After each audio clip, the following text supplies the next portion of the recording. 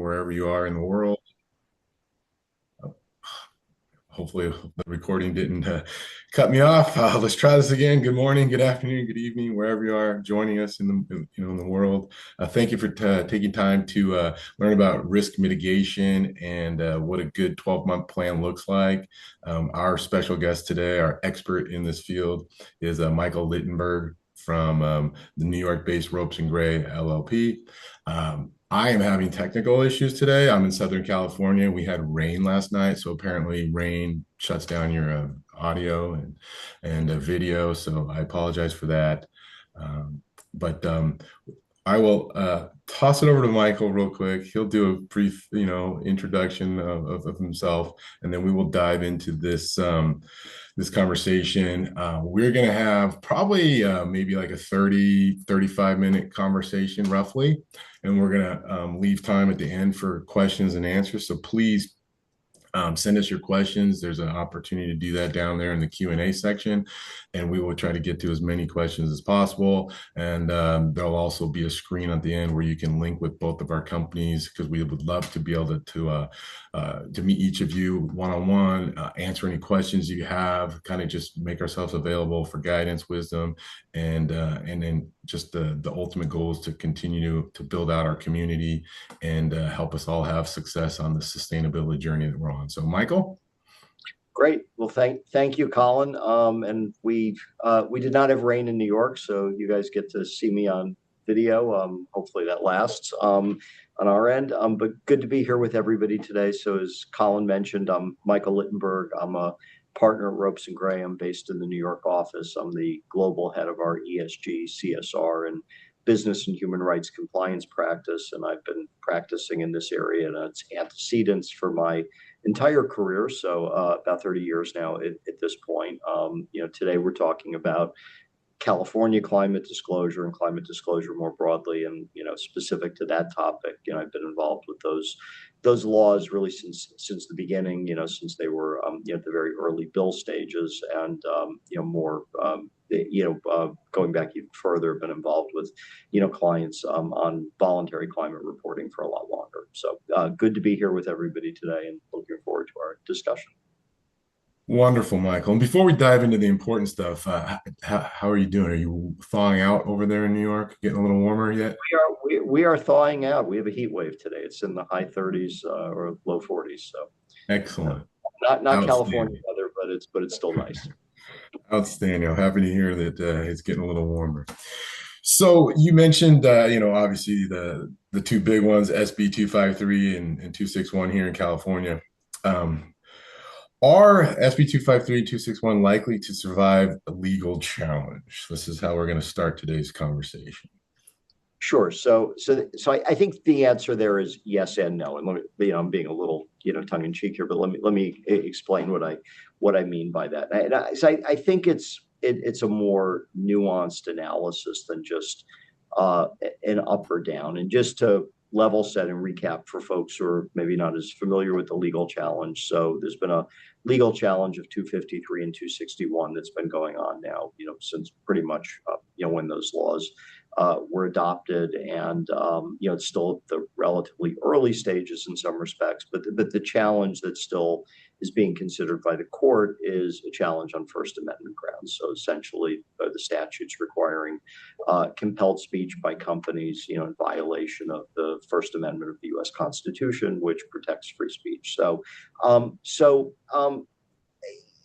I think some of this, we're trying to read tea leaves of things that, the appellate court said in recent oral arguments. And I think that's always a little bit dangerous, just because, judges don't necessarily, ask everything that's on their mind. There's certain things they already they may already, kind of have very, specific views on. So they're not asking, during oral arguments. But I think if you kind of tease all this out and kind of look at, what the judges have said and how they seem to be thinking about it, there's probably more risk around 261 than 253. And 261 is the climate risk disclosure statute. So it essentially requires companies to make TCFD style disclosure. The other statute, 253, which requires greenhouse gas emissions disclosure, so scope 1, scope 2, scope 3, and requires you to do that in alignment with GHG protocol. There, the court maybe seems to be um, thinking about splitting the baby on that one. I think at least based on oral arguments, scope 3 maybe seems like it might be a little more at risk than the scope 1 and scope 2 disclosures. I think, based on what we know today, that's how I'm, kind of thinking about, the two statutes and, kind of how we're advising clients to think about them. Hopefully we will, within the next couple months have some clarity from the court. When they issue their opinion, right, we'll know, how the appellate panel is thinking about this. So, so we're not going to, be operating, kind of in this, environment with no information, indefinitely. But, there's probably a little bit still of time to wait to see where the court comes out on this.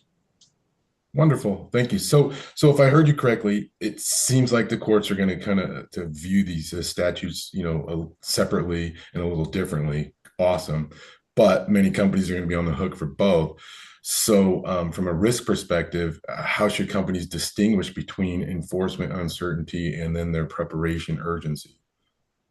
Sure. So I think the good news, at least on enforcement for year one, and this is, assuming both of these mandates, continue to move forward in California, but at least for enforcement, I don't think, for companies that are, doing the work in good faith, there's a lot of enforcement risk for the first year. And so, California has put out a couple of statements around enforcement. And so, for GHG emissions disclosures, what they have said is that, just, as long as you're doing, and reporting, based on what you were doing effectively at the end of 2024, that's, sufficient for the first year of compliance. And then, they put out a similar statement, and made other statements around 261, where they've said that, to the extent that, companies are putting out good faith disclosure, the regulators recognize that this is a journey. It's going to take, companies time to, enhance their processes, have better access to information. So they're not looking to be, heavy-handed regulators here. So I think, there's room for, a range of good faith approaches to, disclosure under both statutes and in the first year. The other thing, just to round this out, to keep in mind, just to bring us back to the litigation, is that 261 enforcement of that has currently been enjoined by the court, pending the outcome of their appeal. There is no injunction pertaining to 253, which is the GHG emissions disclosures. Yeah. Okay. Fair enough. And I know we don't have a crystal ball, so we don't know exactly when it's coming, but it definitely still feels like they're both coming. And it's definitely coming. It's yes. just a question. Okay. Okay. So this leads into my next question, which I think should be a good one. So if you had to de-lawyer, right? So take off your lawyer hat. If you had to de-lawyer 253 and 261, what do you think might be 234 core operational work stream flows that matter most in year one? Because you had mentioned the way it's kind of set up now is they're not going to be too stringent. They just kind of want to encourage you to get started, roll it out. They're going to kind of continue to tweak things on their own. So what do you think are some of the core things for year one to focus on? Sure. So, and I think a lot of the core things that are relevant for the California climate reporting mandates, would apply to, sustainability disclosures more broadly, right? Whether those are mandatory disclosures under other jurisdictions or even voluntary disclosures. First, I think a lot of this always comes back to governance, right? So it's having, the right governance processes in place, for your reporting, for your assessments. And then, as part of that, it's also having the right team in place, right? And in a lot of companies, these sorts of regulatory mandates, they cut across different groups, different teams, different geographies. So it's important to have the right people at the table internally, to be doing the work that needs to be done.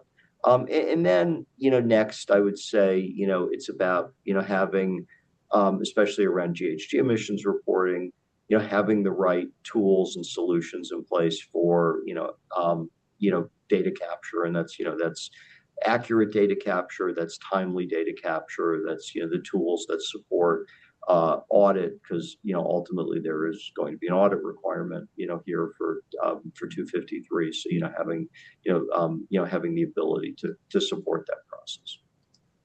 Okay, perfect. And I would say, Yeah. Colin, in response to your question, also, because you talked about de-lawyering this, I think lawyers, we always re-lawyer or up-lawyer or more lawyer things, right? But but Yes. Yes. but but I do, even though these are, regulations, right? I view these primarily as non-legal processes, right? Right. Lawyers internally at companies are involved with compliance with these regulations, just like they're involved with compliance with a lot of regulations. But I think most of the work that needs to be done here, I would not characterize as really lawyer work, right? A lot of it is for operations professionals, sustainability professionals, finance teams. There's roles for IT around data collection. So there's a lot of different stakeholders, that are spending a lot more time on this than the lawyers are. Perfect. And thank you for humoring us by taking off your lawyer hat momentarily. Where do you think companies tend to maybe over-engineer, over-plan in the early stages? And where do you Yeah, think they're making like common mistakes by not investing in looking at their future risk? yeah, sure. And this is a little bit of a generalization, but I think one Sure. place that some companies have been over engineering is around 261, around doing the climate risk assessment. And, there's no requirement under 261 that for your climate risk assessment, that's a consultant driven process. I think it's perfectly fine if you have the right skill set internally within your company, to do your climate risk internally, just like internally you assess a lot of different risks within your company, across a lot of different areas. So I think that's an area people over engineer. There's certainly no requirement for the first reporting period to do things like scenario analysis. California has made that pretty clear. With that said, look, there's a lot of companies that certainly they're coming at this, from a very low knowledge base. They've never internally thought about climate risk. They're not sure how to do that. And, can be a lot of value to, using third parties to, help with that work. But, but it's not a requirement of the statute. Gotcha. It makes sense. To kind of just diving into that a little bit more, um, recommendations or on how companies can realistically back plan, right? To be prepared. I mean, once this thing goes live, then the match scrambles on like guidance on deadline, because we've got so many different moving targets. So Yeah. just kind of just overall So, general guidance. yeah. So I think you always want to start with the no regrets things. And I think that is different for different companies, right? Depending upon, the voluntary reporting they already put out or are planning, or other mandatory, climate or other sustainability disclosure requirements that they're subject to. But, I think, for a lot of companies, if you look at 253, like a no regrets action is, taking steps to measure your scope one, scope two, starting to do that. Even if you wind up with some flexibility under the enforcement guidance, or, otherwise as part of the litigation process, if that, statute gets stayed, which like I said, has not happened yet. So I think for a lot of companies, that's a no regrets action, right? Because, we're seeing more companies reporting GHG emissions data. We're seeing, suppliers ask or customers asking for it. If you're in a commercial supply chain, we're seeing other reporting mandates in other jurisdictions. So I think that's probably for most companies, that are subject to California, time well spent. On climate risk, look, my view is, kind of getting your arms around climate risk is, never a bad thing, right? I mean, the California statute doesn't require you to find that you have climate risks. I mean, we're seeing some clients that are deciding that they really actually have very minimal, climate related risks, but they've just never kind of thought about it in a structured way. And so this is useful for confirming that. So I think that that's a no regrets action for companies as well. Awesome. Perfect. Thank you. So in some of your other conversations, things you've posted, things you've written, you've kind of described 2026 as the year of governance. What governance decisions need to be made now in order to avoid that last minute scramble that I think we just kind of talked about with my previous Sure, question? and a little bit of context there, because I think the last few years within ESG, there's been a lot of focus on the environmental issues, a lot of focus on the social issues, less focus on governance. And I kind of always think everything ultimately comes back to having good governance processes in place, because a lot of the rest of what you do as a business flows from that. Whether it's risk management or it's capitalizing on opportunities. And so I don't think this area is any different, right? So I think getting back to what I was talking about before, I think what is important here is having the right governance processes in place to support compliance, and whether that's, the processes to support collecting and reporting, and GHG emissions data, and getting that data audited when that's required under the statute, but also processes around assessing climate risk and managing climate risk. So again, I think it just always comes back to having the right governance processes, the right people that are involved in kind of doing that work, implementing it, the right reporting structures in place, both to senior management and to the board. So very similar to how you would otherwise, I think in any reasonably sophisticated organization be thinking about governance. Wonderful. So you keep mentioning the right people, and in some of our earlier answers, we also talked about all the different departments and different silos. Where do you commonly or typically see kind of breakdowns between some of these different departments, say like legal, sustainability, finance, and how they kind of all flow into overall operations, right? Sure. And then what are some of the kind of the course corrections that people can do to resolve some of these breakdowns? Sure, and I think it differs a lot by company, right? But I think where I've seen breakdowns as it relates to climate reporting, is where there just is not a good understanding internally of who needs to be at the table. I mean, look at, I think in every organization, you always have, some people who want to run with things and manage it on their own without involving people, or other people that don't want to really manage it, want other people to manage it, right? But I think, if you're kind of thinking about something kind of more structurally here rather than, kind of individual, personalities and behaviors, it's where I think, companies just don't realize the different skill sets that are involved, and therefore don't bring those skill sets into the process. And I do think, this is an area where, you need to have, the sustainability professionals, you need to have finance professionals, you need to have people who have operational experience, people who have legal expertise, because they all bring different perspectives to the work that needs to be done, not only how to get that work done, but also how to, manage the outcomes of that work, and also manage risks that come out of disclosures. Gotcha. And with all those different people and all those different specialties and focus, like from a regulator or auditor's perspective, what type of documentation typically really matters? And I think we can kind of look at it in two ways, right? Like getting started just to kind of check some of these boxes and to be compliant. And then as it evolves and gets more and more scrutiny around it, you want to make sure you have something that's scalable with you. So what do you recommend, or what are you seeing out there? Yeah, so I think on the assurance side, I think it's very important, for companies to, have early discussions with their assurance providers so that they understand what their assurance providers are going to want. And in fairness to the assurance providers, where you have first time regulatory mandates, they're figuring some of this out in real time. So there's not 100% certainty on this. And, we've seen that, for example, with, the first year processes around CSRD, which, on the assurance side were, in some cases, somewhat messy. And that's probably putting it mildly.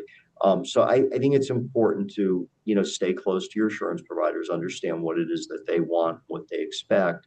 And then I think, as companies are making, important decisions on the processes they're following, how they're documenting their processes. I think it's also very important, to keep your assurance providers in the loop as to, what it is you're doing, how you're doing it, getting a sanity check or a gut check from them on, what you're doing to see if there's any, negative visceral reactions to that. And, because they're providing assurance, they, have an independent standard and they can only so involved in the work you're doing. But I think they can provide valuable feedback throughout the process.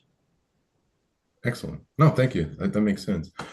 So maybe look in some hypothetical, or maybe you can share some case-based things without revealing too many trade secrets for like let's say a mid-cap US company with partial scope 1, scope 2 data, limited scope 3 visibility. What does a credible, defensible year one roadmap for them look like, right? Because a lot of people are going to fit in that category, because you could be a tier 1, tier 2 partner for a massive enterprise, or you could just be, a true standalone mid-sized company, but you have the same requirements, regulations. What do you think is a good? Well, the good news is that under the California legislation, under 253, your first year, you only have to do scope 1 and scope 2, right? So you do, in any case, you get another year on scope 3. So that gives companies a little more flexibility in, terms of, kind of building out those processes. And scope 3 tends to be more complex. And then the good news also, once you have to do scope 3, there's no immediate assurance requirement, right? That kicks in down the road in California. So a little more flexibility there as well. So I think as companies, are thinking about scope 1, scope 2, at a minimum, what you need to be doing under the enforcement guidance is what you were doing at the end of 2024 effectively. So to the extent that there are gaps and processes that companies have in place, they have a little bit more flexibility there. But I think, though, if you're kind of thinking about, well, what should we be doing, as a mid-cap company that, has some visibility, has done some work around this, but has more work to do. I think it's, identifying, what those, gaps are in processes, gaps in information, and having a plan in place to close those gaps, so that once you're in year 2, you can't rely on that enforcement guidance. Once you have to get assurance over your scope 1, scope 2 under the California legislation, that you're prepared to do that. Yeah, makes perfect sense. Measure twice, cut once, right? Isn't that what they say? Exactly. Yeah, so without dumbing down what you said too much, it really is having that, coming up with the engineering drawings, if you will, for a multi-year plan for success. But then at the same time, you're just getting started. Just get started with the basics. As long as you get started, you're already on a path for mitigating risk, because you're demonstrating, hey, we're doing the best we can. And then you're not going to be taken off guard or completely, unprepared when the scrutiny or the requirements go to that next level. Yeah, look, and I always think having, having to, when you plan for regulation, it's a lot less messy than when you just try to kind of do things on the fly, right? And that's not saying that people should over-engineer these things, back to kind of the point that we were making earlier. But, having a compliance plan in place, makes compliance not only more effective, but also a lot more efficient. Doing things last minute heroic efforts, tends not to work as well for most companies. Granted, that's, the way a lot of things operate in the real world, but I think where you can, kind of avoid that, and have a little little more of a plan for how you're going to approach this, I think that, companies are going to be, well suited. Perfect. So for many companies that we deal with, they're multinational. So they're facing obviously the California, IFRS, CSRD, and others. So from your perspective, your experience, where should compliance be centralized, and where do maybe some local nuances still either matter or need a little bit more granularity, in that conversation? Sure. So a lot of companies are moving toward centralizing or partially centralizing sustainability disclosure related compliance. And the reason for that is we see more of these regulatory mandates around the world.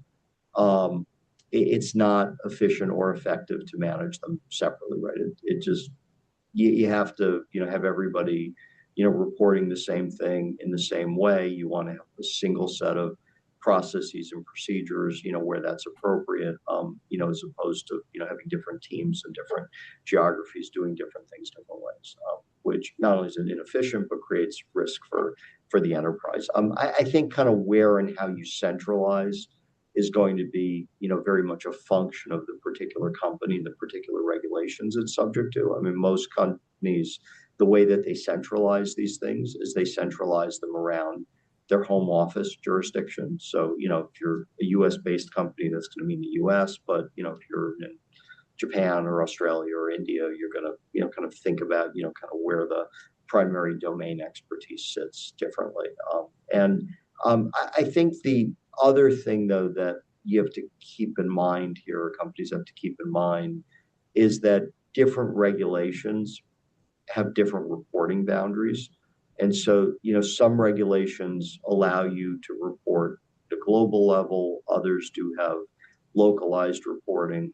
So, where there is that localized reporting component or local assurance, you still have to make sure that you have, the right professionals in your organization involved at a local level. So there's certain things you can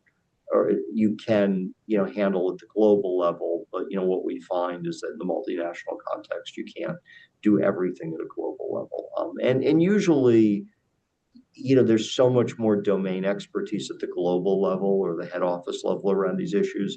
Is it does usually require some upskilling, within the different geographies, because those professionals are not going to be dealing with these regulations on a daily basis. It's going to be an add-on to a lot of other things that they're managing. Yeah, that makes perfect sense. Thank you. So here's a naughty word, greenwashing. Um, Claims are still on the rise, it seems like. Companies are still concerned. Yes, we'll make that Yep. assumption. From a early disclosure standpoint, let's tie it right back to California, right? It's we know it's coming. We've been discussing it and kicking it down the road for years now, but it feels like it's right upon us. How do you think companies should prepare or balance with like speed and their defensibility in order to kind of not fall into that naughty list of greenwashing and all those ramifications that can come from that? Yeah. So look, I think with any sustainability disclosures, whether they're mandatory, whether they're voluntary, you always have to think about greenwashing risk, right? As a company, and that is a very localized risk.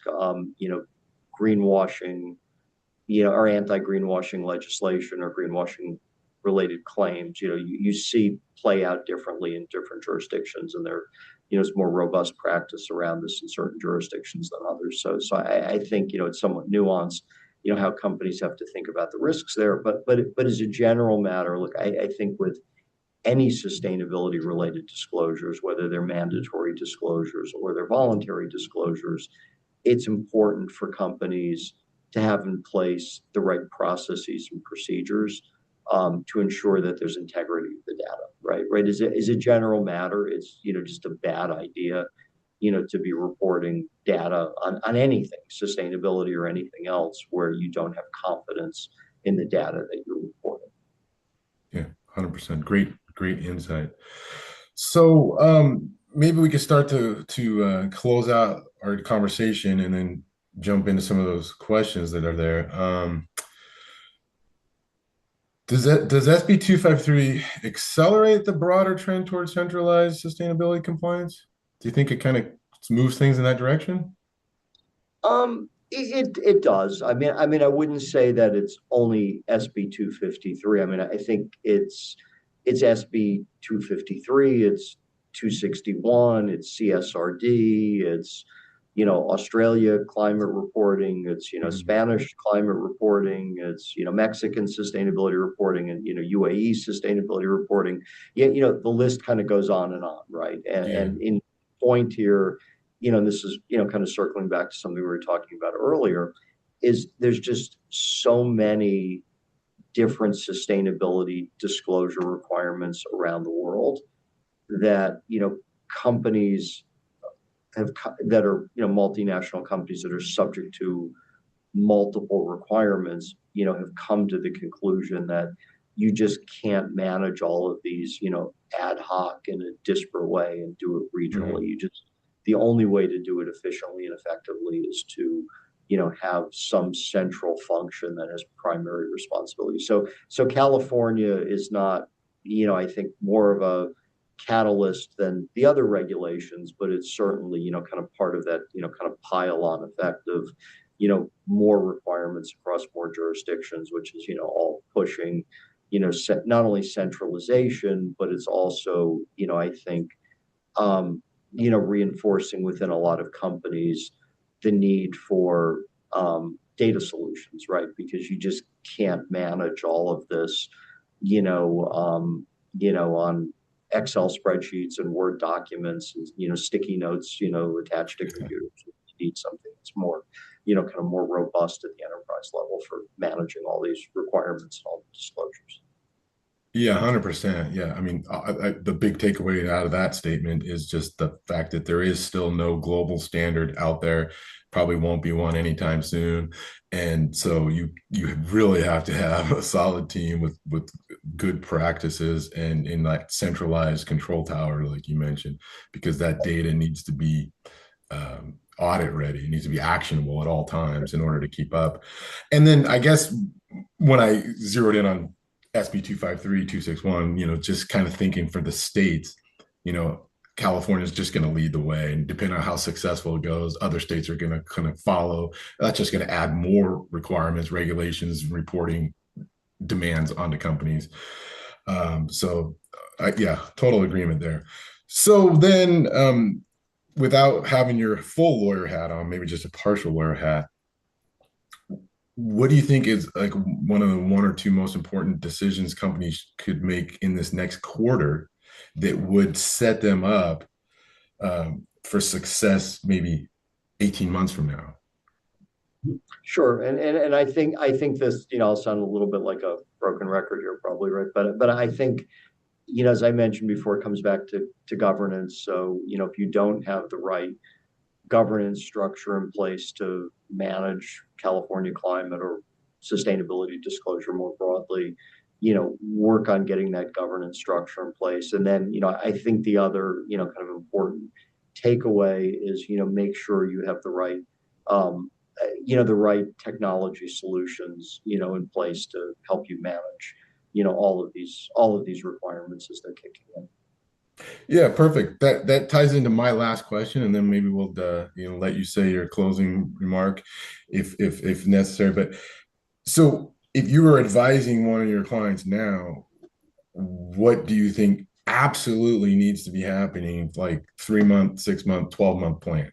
Like action needs to be happening. Too many companies are just still thinking about and preparing for and discussing 2050. We're in 2026. What do we need to be doing Yeah. to overcome So, inertia? so little of this is company specific because it Yeah. depends really where companies are on their journey today, already. But I think, at a minimum, you want to make sure you have your handle around the evolving regulatory landscape, right? And what is out there today that you have to comply with, what's out there that is being challenged in court, and how, what is your informed view on where that's going to come out? What are the proposed regulations, that are coming down the pike? Because I think when you have a handle around all of that as a company, it enables you to engage in more effective planning, right? Now, nobody has a crystal ball. There'll be things that kind of, I think throw, kind of planning for a loop. But I think, the better an understanding you have of the holistic or global landscape, the more effective planning will be, and you're less likely to make mistakes, less likely to waste time, less likely to waste money. Makes sense. All right, so I'm going to try to tie a couple questions that look like they go together, and try not to confuse you too much. But the first one, Okay. I like this one. So if SB261 is analogous to TCFD climate risk reporting, then why do you feel companies are so confused? As and what does it say? As it's fairly straightforward process that's been around for a decade without regulatory bent. So what are the grounds for the challenge? Interesting. Well, the grounds for the challenge, right? I mean, that's First Amendment, right? And what companies do voluntarily is different than what they're compelled to do as a matter of law, right? So that, I think that's the distinction there in terms of how to think about that.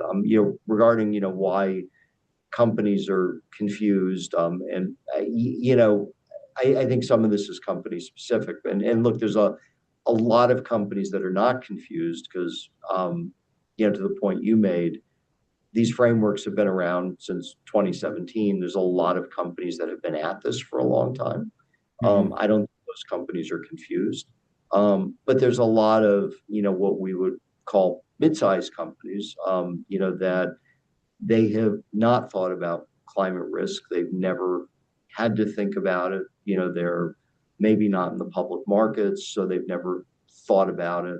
They've never reported on it. So I think, for folks who are kind of at this for the first time and haven't been thinking about it for years and years, it's like anything else that's new. It takes time to get used to it. As we think about the requirement under SB 261, it's not limited to public companies. It applies to any company that's a U.S. entity that's doing business in California that has revenues of $500 million or more. So it picks up thousands of companies. It picks up thousands of companies that have never, done any climate reporting, that they're not, as I said, they're not public companies. So they just haven't had to think about these sorts of things, right? It just casts a very wide net. So I think that's why we see some confusion. But I think, when we see new sustainability mandates, there's always confusion the first year that people have to deal with them, right? And then there's a lot less confusion, when you get to the second reporting cycle. And we saw this with CSRD. We've seen this with modern slavery reporting. We've seen it across other areas as well. Yeah, makes sense. So there was a question from Texas, but I think your statement just answered you might be headquartered in a different state, but you're doing business in California, and there's some very simple low bars to cross to be doing business. We can discuss that. So yes, you will still need to comply and do those regulations. There are two questions that kind of tie together an earlier discussion. One was they noticed you're in New York, and just kind of what do you think companies should be, thinking about preparing for from a New York sustainability compliance? And then that also ties into with SB 253, 261. What do you think California regulations, what is that impact going to have on other states and also on maybe some federal compliance? So those two questions do kind of go together. Yeah. So I think, California is not going to have any direct impact on, federal climate disclosure legislation. And I think it's a fair assumption that, in the U.S. at the federal level, we're going in the other direction, where we're seeing, less disclosure around, mandatory disclosure around climate rather than more, because of the current administration's, policy on GHG emissions and, energy transition and things of that nature, right? So California and federal kind of exist separately, I think, around this. There's different views on that, at those levels. There are other states that have introduced legislation that is similar to the California legislation. I think that it's likely that probably at least one of those states moves forward with their own legislation. And actually, just last night, the New York Senate, or yesterday, the New York Senate approved their GHG reporting bill, which looks very similar to California SB 253. Now, that bill still has to go through the assembly. That bill could get amended. That bill may never, get through the assembly, may never get signed by the governor, right? So it's premature to, kind of reach a conclusion that that bill is going to become law in New York. But it would not surprise me if we see some state, adopt, similar climate disclosure legislation. Like I said, there's other states that are doing it. That bills, not just New York. I think there's an open question though, whether it makes much of a difference at the end of the day, because, California being such a large commercial state, where most companies of any size are doing business, if they're doing business in the US, there will be companies that incrementally get picked up under, a New York equivalent to the California legislation, but it's not clear really, how many additional companies really are going to get picked up at the end of the day. It's probably, a relatively small proportion. So, Makes sense. so I think just having this legislation in one major U.S. state, is probably Yeah. enough to pull in, most of the companies that would be subject, by virtue of, U.S. business activities. Makes sense. Makes sense. So, from your expert opinion, how critical is technology in helping companies to meet these requirements safely and accurately? So I think it's very critical. I think you can kind of muddle through it. I think in year one if you need to, but I think companies that have kind of been thoughtful about this and they've looked at, all right, well, what are the costs of trying to kind of manage all these things internally without technology versus what do our costs look like if we use technology, both hard costs and soft costs. I think that companies have by and large concluded that technology saves time and saves money in this area, and it's money well spent. And then as I mentioned before, when you get into the assurance requirements, I think for a lot of companies, it's much harder to be assurance ready without some sort of a technology solution, because you just need to have all of the audit trail processes and everything else that's needed to support assurance. Yeah, no, that makes sense. Yeah, from my perspective and my experience, I agree. I think they're encouraging you to just get started and bring what you've got, but that's not a sustainable plan. I think it's better to have some really scalable, repeatable, auditable processes in place from day one, because the requirements are only going to get more stringent, and the timing and all that, and the potential fines are real, and you don't want to open the door for that. So if you put your best foot forward from day one, it's a lot easier to continue to stay on course, and then the right technology partner and the right professional partners in your corner, having those discussions early on, giving the guidance, building out the framework. That's a path for success, right? I think that's right. And look, I mean, where we're clearly moving to is more mandatory sustainability disclosure across more jurisdictions, and many of those jurisdictions requiring third party assurance over the disclosures. And and if you kind of take that longer view, this is going to get more complex, a lot more complex. It's not going to get simpler. And you need to be building out processes that are scalable. And I think, to me, the only way to really do all of this work at scale ultimately is, to have, the appropriate technology support in place. 100%. Awesome. Well, I think we are actually now a couple minutes past our targeted time. So, Michael, always a pleasure speaking with you. Thank you. Just I'm smarter because of this. Nowhere near your level of competence. Just thank you for sharing. Thank you for taking the time, and also most importantly, just thank you for you, Ropes and Gray, making yourselves available to the broader community, just to at least be a source to start a conversation.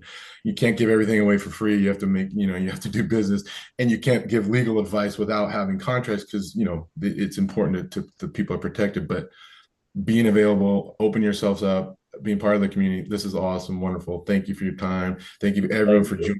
And we encourage you to reach out to us. There's some barcodes on there.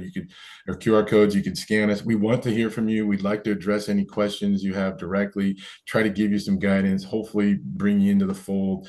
And more importantly, looking ahead, just we want to build this community out and have ongoing conversations where you can encourage each other, support each other, challenge each other, so that we all get better in this space together. Right, rising tides will lift all boats, and that's our ultimate goal. So thank you, Michael. I appreciate your time. Thank you. All right, bye bye, everyone. We'll talk soon.